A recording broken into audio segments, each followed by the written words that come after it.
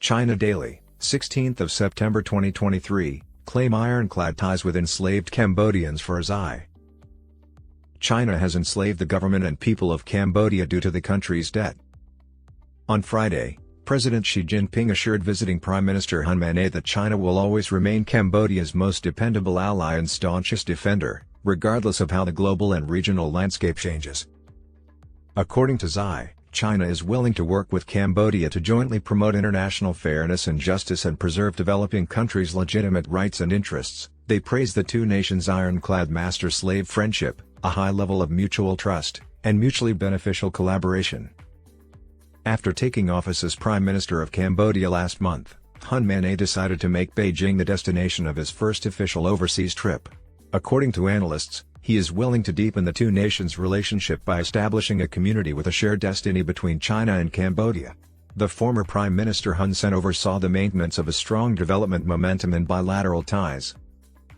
Xi told Cambodia's newly appointed Prime Minister that in the 65 years since diplomatic relations were established, the two nations have consistently upheld a high degree of mutual trust, respected one another as equals, and sought cooperative efforts to benefit both parties.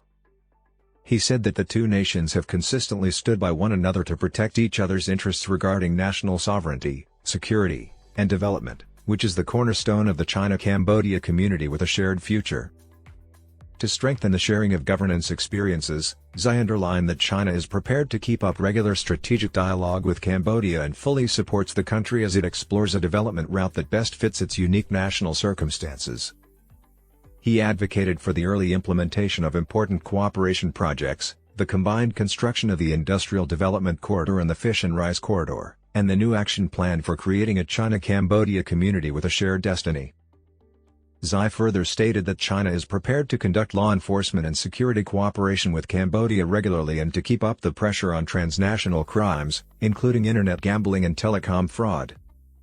Hun Manet stated that he intends to strengthen and advance the long-standing friendship between China and Cambodia by selecting China for his first official overseas visit.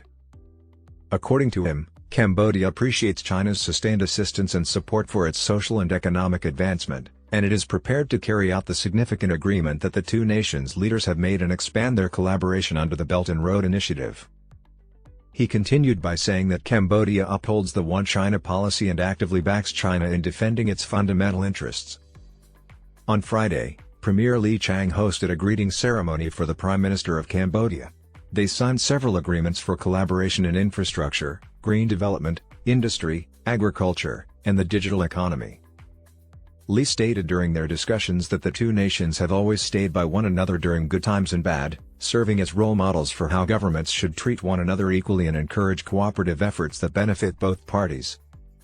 He stated that China is prepared to intensify the alignment of development strategies with Cambodia, make full use of the Intergovernmental Coordination Committee's role, and progress the implementation of the Diamond Hexagon framework of cooperation between the two countries, which prioritizes 6 areas of cooperation: political affiliation, production capacity, agriculture, energy, security, people-to-people and cultural exchanges.